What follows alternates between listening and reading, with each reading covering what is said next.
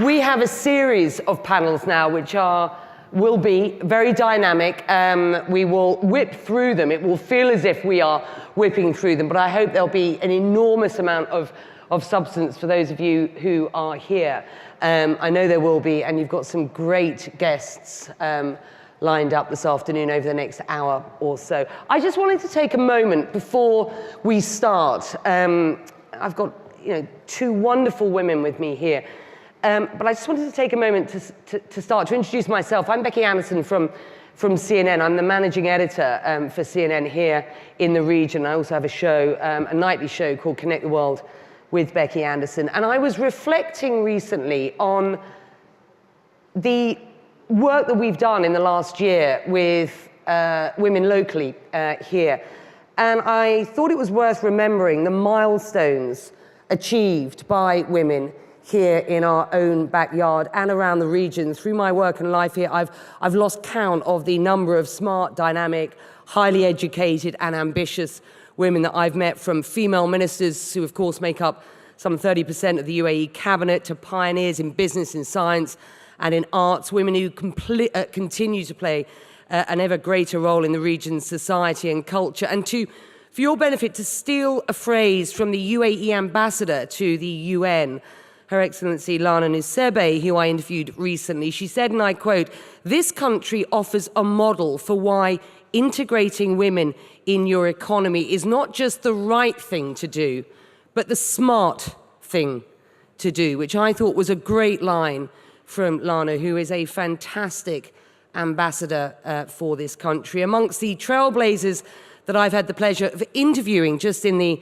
past couple of months for CNN are Her Excellency Sarah Al-Ameri, who is with us today, whose work, not just as Minister of Advanced Sciences, but as ever here with multiple portfolios, the work that you've done, Sarah, on the Emirates Mars mission includes overseeing one of the most ambitious space programs, not just in the Middle East, but around the world, to the work of Her Excellency Noor Al-Kabi and Her Excellency Reem Al-Hashmi in the evolution of the UAE as a regional capital for ideas, culture, arts and tourism, and work for the future. And there are many, many more examples here in this room, I'm sure, and around the country, of women leading from the front. So I just wanted to provide some context and draw us right down to where we are here at the World Government Summit in Dubai. And it's always an absolute pleasure and an honor for me to be here. And so too,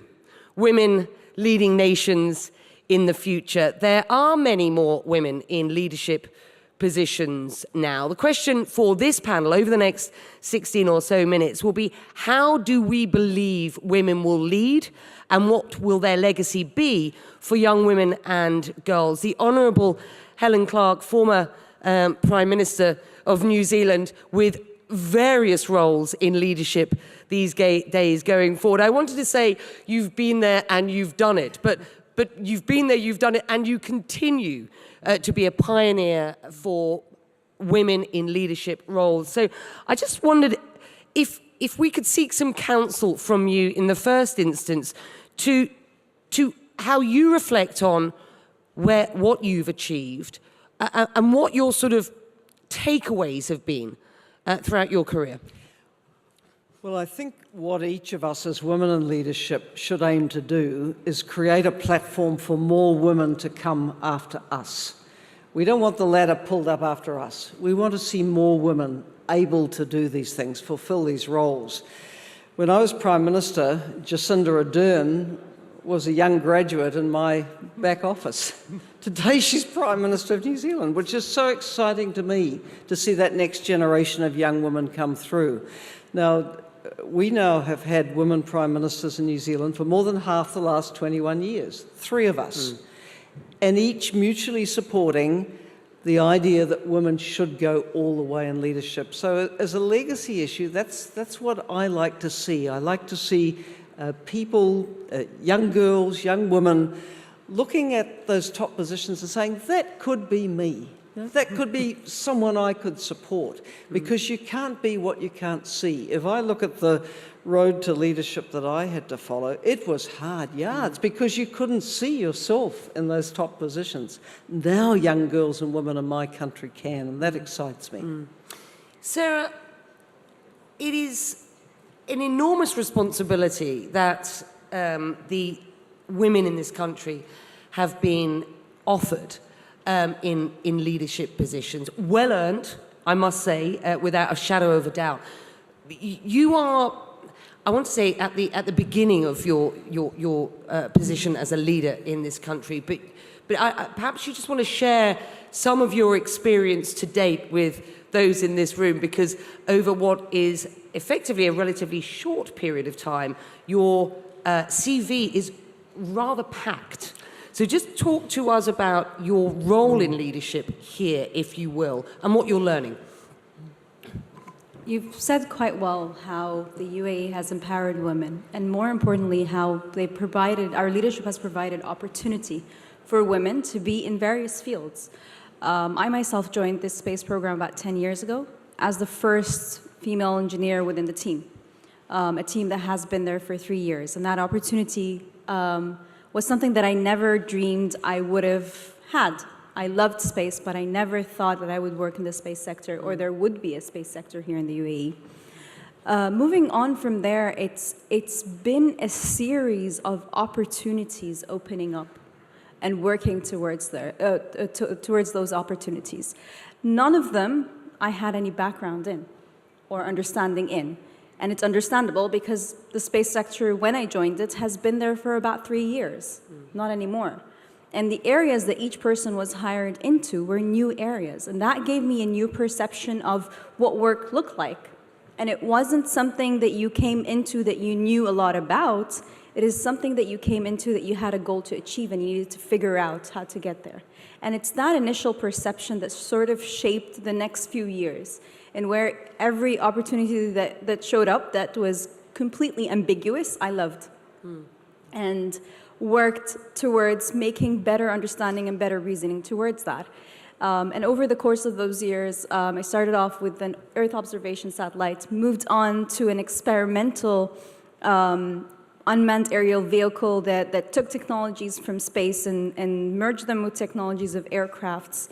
And we tested an aircraft here close to 2 very busy airports, and I was quite surprised that Dubai Civil Aviation allowed us to do that, but they did. So, so us saying that it's an experimental nation, it definitely is an experimental nation, allowing us to fly something very close to the primary moneymaker of the city. It went safely, nothing went wrong, and maybe the best opportunity that has shaped my life for the past 4 years has been the Emirates Mars mission. And again, it's something that no member of that team ever dreamed that someone would come up to us. So the Prime Minister would come up and say, so can we go to Mars and get there by 2021? And how can we do that? So that, for me, was something that the entire team latched onto and worked towards its development so far. So And we wish you the best with that, because that's just 2 years away, by the way. that's less than 2 years away. Does that keep you awake at so night? July, so we're heading towards July 2020 for the launch, Yeah. and we need to deliver well before that. Less than 2 years away. Does it keep me up at night? Yes, it does. I don't know why I have to wake up every night at 2 and 3 a.m. and go like, it's going to work. We're going to be there. What have you learnt about leadership during this period of time? I've learned a lot about human nature and how people deal with change and how and people's appetite for risk taking and how sometimes saying that we're risk takers doesn't usually converge into working that and into applying that. And I've learned a lot about how to maneuver with great changes that need to happen, especially when you're working on a mission that is quite high risk. And I think it's the same thing with infusing science and technology as a means to diversifying the UAE's economy, and working on the actual pain points and challenges does not allow for research to be implemented and research to be monetized and research to transform from great outcomes on paper to actual implementations that touch upon each of our lives and makes our lives better and finds great opportunities for the country from the challenges that we have in key sectors. Does that resonate with you? Leadership, sort of what Sarah's learned about leadership is actually what she's learned about human nature. Pretty much. And one of the lessons I took on board was that people like leaders to be honest with them, to tell them the truth. And you get thrown many curved balls in leadership positions, and a lot of decisions aren't easy. But you have to set out the facts as you see them, and that has to be credible, and then be prepared to set out how you're going to address it. The key thing is to be upfront. I had a mantra in leadership that said it's better to under-promise and over-deliver than over-promise and under-deliver, because that builds cynicism and distrust. And we went through a period in New Zealand politics where governments of all parties were seen as really doing things that the public did not expect, and that's very bad for trust in government. So when I became Prime Minister, I said, we're just not going to tell you we'll do things that we can't do. We're going to say, here's what we can do. We'd like to be there, but we can't get there in one leap. We're going to have to build the building blocks for that. So I think being open with the public, always take the public into your confidence, keep listening, keep communicating, keep engaging. Above all, be honest with people. You've often said, I've heard you said, and I've known you for a long time now, and it's been an absolute pleasure to hear you say time and again, we need more women in leadership positions. What do you actually mean by that when you do a deep dive on that? I mean, it's a great headline, but why do we need more women in leadership positions? Well, I think it's a bit like the quote that we heard before, that of course it's the right thing in principle that women should hold, top positions roughly half of the time, and we've achieved that in New Zealand, but obviously with under 6% of the world's prime ministers being women, this is not a global phenomenon. Under 8% of heads of state are women, and that includes queens, by the way. So it's very, very low. So in principle, this should change. But it should also change because it is the smart thing to do, because women bring another range of perspectives to leadership. The reality is that women's and men's lives still diverge quite a bit. Women still take, in all societies, more responsibility for family. I don't have children myself. I do have an elderly dad who's 97. I'm very engaged with his care and support. I like to give back what was given to me. So I think we bring perspectives that are based on interacting with social service systems, with health systems, often with education systems. And I also feel deeply that for the most part, women are more likely to be peacemakers. They're peacemakers in the family. They're peacemakers in the community. And I think you bring that touch of wanting to bring people together and get the best for everybody. Look, there's exceptions to every rule. And yes, there are women who've led their countries into conflicts, but that's the exception. By and large, I think women are looking for a way forward that can bring people in a peaceful way, a consultative way. No, I'm British, and we've got a... We know the exception. We've got a couple of exceptions over the years in Britain. Sarah, how important has the role of women been in leadership here in the UAE, and in fact before the UAE was a country 48 years ago? Because I think the story of the UAE is a particularly unique one, which is why when I meet people around the world and they say, wow, like really? 30% of ministers in the UAE are women? I say yes. And you know what?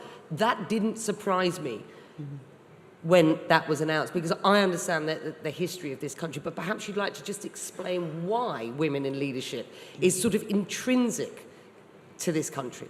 So in a nation that was built on the foundations that we can't live by ignoring 50% of our population, and that was from the founding father, that was ingrained in every development and every policy and every effort, be it in education, be it in the workforce. And it cascaded across all of it. And everyone here, every Emirati here, every woman that is living in the UAE has been a byproduct of that.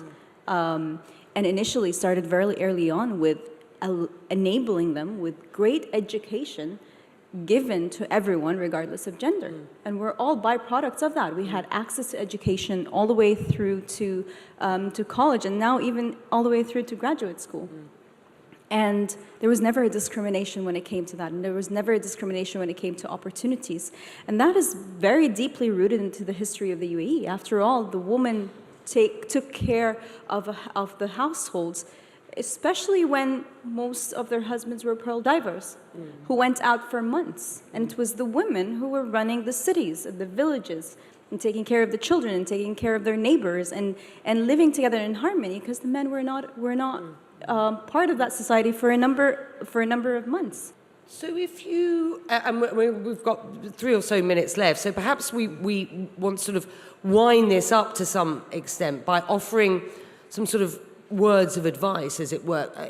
Perhaps you can just start, Helen, with you know, what your line is when people say to you, you know, will more women be empowered going forward? Why are women important for leadership? What's the line? What's this sort of, what's your closing argument? Well, what I'm increasingly saying to women is back yourself, because often we're our own worst enemies. Someone says, oh, you should do this, and we say, oh, I'm not ready. How many men ever say they're not ready? If someone is even suggesting to you that you should do something, consider yourself ready. It's said that women will say they're not ready when they're 120% ready, and men will say they're ready when they're 60% ready. So I think, you know, we have to get over this hurdle, and I think it's really important to build alliances of support, and they need to be alliances of women and men. I think back to when New Zealand became the first country in the world where women gained the right to vote. They fought hard for it, but an all-male parliament voted for it in 1893. You have to have male allies.